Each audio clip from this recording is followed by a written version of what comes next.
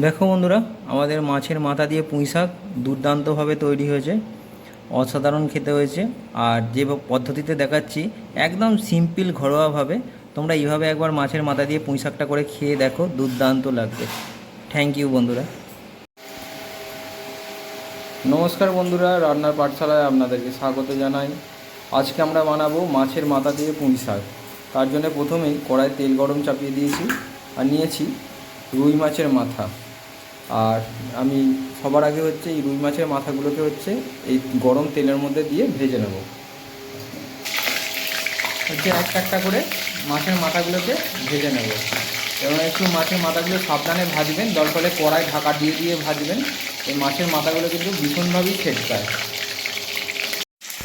তো আমাদের মাছের মাথাগুলো ভাজা হয়ে গেছে। এবার মাছের মাথাগুলো আমরা তরকারিটার মধ্যে কিছুটা আলু দেব। তো আমি এটা অন্য কোনো সবজি দিচ্ছি না, জাস্ট মাছের মাথা পুঁই শাক আলু দিয়ে করব। তো এই আলুটাকে একটু ভেজে নেব, ভেজে আলুটাকে তুলে নেব। আর আলুটার মধ্যে অল্প করে একটু নুন আর হলুদ দিয়ে দিলাম। আর কোনো মাছের মাথা বা মাছ ভেজে নিলে যে তেলটা থাকে, সেই তেলটায় বাকি রান্নাটা করলে তার মধ্যে বেশ একটা সুন্দর স্বাদ হয়।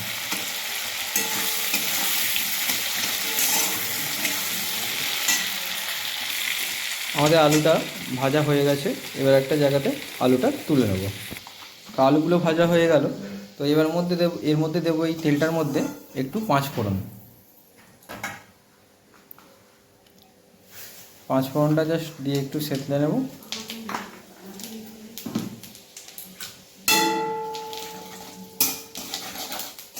দিয়ে এরপর দেবো এর উপরে কেটে রাখা পেঁয়াজ।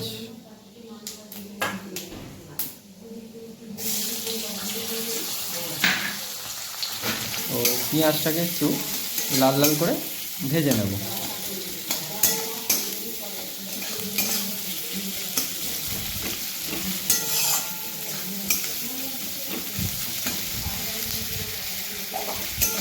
আমাদের পেঁয়াজটা ভালো ভাজা হয়ে গেছে। এবার এর মধ্যে দিয়ে দেবো আদা রসুন বাটাটা।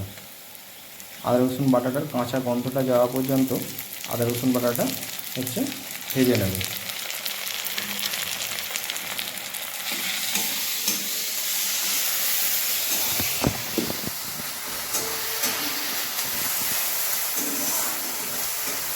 মধ্যে মিটের কোনো ব্যাপার নেই, তো সামান্য করেই দিলাম। তো এর মধ্যে দিয়ে দেবো একটু হলুদ, একটু এবার দেবো ধনে গুঁড়ো। আর পেঁয়াজটা ভাজার সময় নুন অ্যাড করেছিলাম। দেবো সামান্য লঙ্কার গুঁড়ো।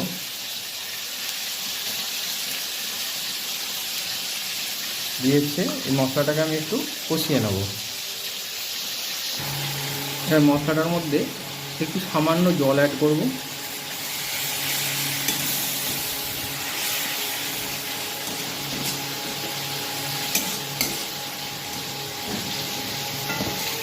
এবারে এটার মধ্যে দিয়ে দেবো আলুগুলো। আর দিয়ে দেবো যে মাছের মাথাগুলো ভেজে রেখেছি, সেই মাছের মাথাগুলো।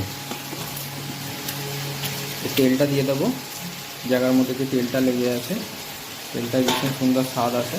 এবার এগুলো ভাজতে ভাজতে এই মাছের মাথাগুলো ভেঙে দেবো। আপনার খুন্তিতে যদি না ভাঙে সেক্ষেত্রে ছাঁচি দিয়ে ঠুকে ভেঙে দিতে পারেন। আপনার যদি সেক্ষেত্রে আরও অসুবিধা হয় তো কড়াতে দেওয়ার আগে একটু শিলে মাথাটা ভেঙে দিয়ে দিতে পারেন, তাতে কোনো অসুবিধা নেই। তবে এই খুন্তি দিয়ে ঠুকলেই একটু ভেঙে যায়।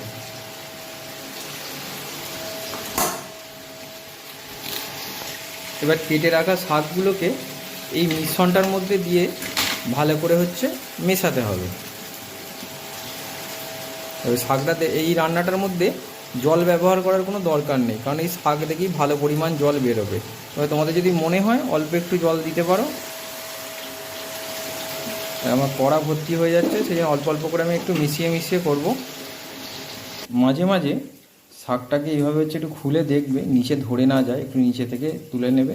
দিয়ে এবার এটাকে ঢাকা দিয়ে দিয়ে তারপরে আবার ভালো করে একবার নিচের দিক থেকে ওপর দিকে তুলে নেবে সমস্ত মিশ্রণটাকে, দিয়ে আবার ঢাকা দিয়ে দিয়ে এটাকে ভাপিয়ে ভাপিয়ে রান্নাটা করতে হবে।